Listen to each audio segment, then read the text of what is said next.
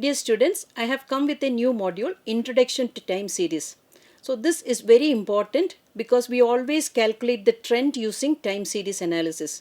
And we are using this for every research, business, economic policies, government policies, everything. So this is the importance of this chapter, and I am going to explain the introduction part about the time series in this module. Now, why time series is required? This is used for predictions. How much should be the advertisement budget for 2025? How much should be the production for 2025? Or any year, if you want to do any prediction, you should have the previous data. Then only you can make the predictions for future years. Then information about past is gathered and recorded at successive intervals of time. Sometimes we collect the data for 5 years, sometimes we collect yearly, sometimes hourly, sometimes for 10 years. Like that we collect the data. So that data is gathered at successive intervals of time. See, for example, census data is collected every 10 years in our country. Stock market movements, every hour, every second, every minute it's recorded. So every bank deposits, every day it's recorded. So like that, time series, it's based on different time period, that is yearly, monthly, or 5 years, 10 years, minutes, seconds, however you want, you can collect the data. So that set of observation is called the time series. That meaning any data when you are gathering over a period of time, it is called time series. So when we observe numerical data at different points of time, that set of observation is known as time series. So that is what I explained: production, the population figures, death figures, sale of four-wheelers in the country or two-wheelers in the country, sale of luxury cars in the country. All this can be recorded based on time series. So this is the most important element, that is time series. We are using this for everyday activities. Every moment we are using this. And the time, you have to remember that it can be year, it can be month, it can be week, it can be day, hour, minutes or seconds. However you want to collect the information, you can collect it. Now, uses of time series. First one is to understand the past behavior. How customers will behave before COVID or after COVID. How they will behave in a particular situation, that we can understand. That is the first thing. Going to the restaurants, that is how the customers will be open to going to restaurant after the COVID situation. So that is, we can understand the past behavior, the present behavior and the past behavior. It's very important. So based on that, we can come to the second point, to predict the future behavior. If you know the past behavior, we know that this is how it is going to be the future behavior. So we can relate certain things. We can get an idea about that. Third one is for planning future operations. How many automobiles to be manufactured? What should be the availability of COVID medicine in the country? Who all are coming for injection? What should be the age limit? All this based on the time series data we collect. The government is taking the decision, or companies are taking the decision. The fourth point is to compare actual performance with the expected performance. See, everyone, see that if it's a university or an educational institution or a hospital, everyone will have an expected performance.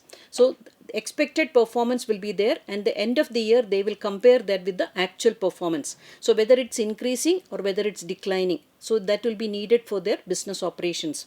Then for comparison, educational institutions in the country, so they will compare that, how they performed, each one, hospitals in the country, how they performed. So this is used for comparison. Last point is for drawing appropriate conclusions based on comparison. See, wherever we have made the mistakes, wherever we have plus points, strengths, weaknesses, opportunities, threats, everything we analyze on the basis of time series. Now, components of time series. I am giving a data, the year 2013 to 2020, and sales of a firm A. In 1000 units it's given. 2013 it's 40. 14 it's 42, 15 is 47, 16 is 41, 17 is 43, 18 is 48 and 19 is 65, 2020 is 42. So in general, if you see that 2013, the first year when we started, it was 40, 2020 it's 42. But in between so many changes are there. See, up to 2015 it was showing an increasing trend, because 40, 42, 47. But now after that you can see that 2016 it's declined, 41. 2017 there's showing a slight increase, 43. 2018 it has become 48. 2019 good increase, that is 62. But 2020 again it dipped to, or it's reduced to 42. So what are the reasons for that? that we can analyze with the help of time series. So 4 points are important. You have to remember that secular trend is there. Seasonal variation is there, cyclical variation is there, irregular variation is there. Secular trend meaning it's the general tendency of the data that to behave in a particular situation.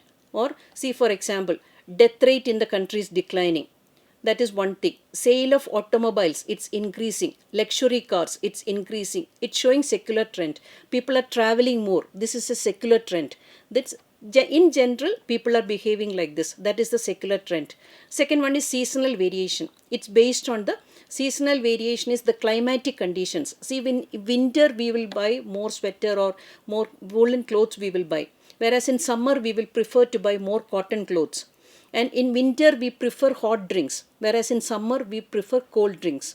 So these are seasonal variations. So the data will change according to seasonal variations also. Now cyclical variation meaning depression and boom in the economy. See, now after COVID, this economy is opening up and its situation is improving. So during lockdown, it's a depression time. So economic activities were not there. Now it is improving. So the depression will have an impact and a boom condition will have an impact. That is the cyclical variation. So that will impact the data or the time series data. Then irregular variation is there. That is, we cannot predict anything. Natural calamities will be there. COVID is the best example. Nobody has expected, but we have experienced it. So it can be natural calamities or anything like that. Irregular variation also will affect the components of time series. So secular trend, seasonal variation, cyclical variation and irregular variations will have an impact on the change in the data over a period of time. That is known as components of time series.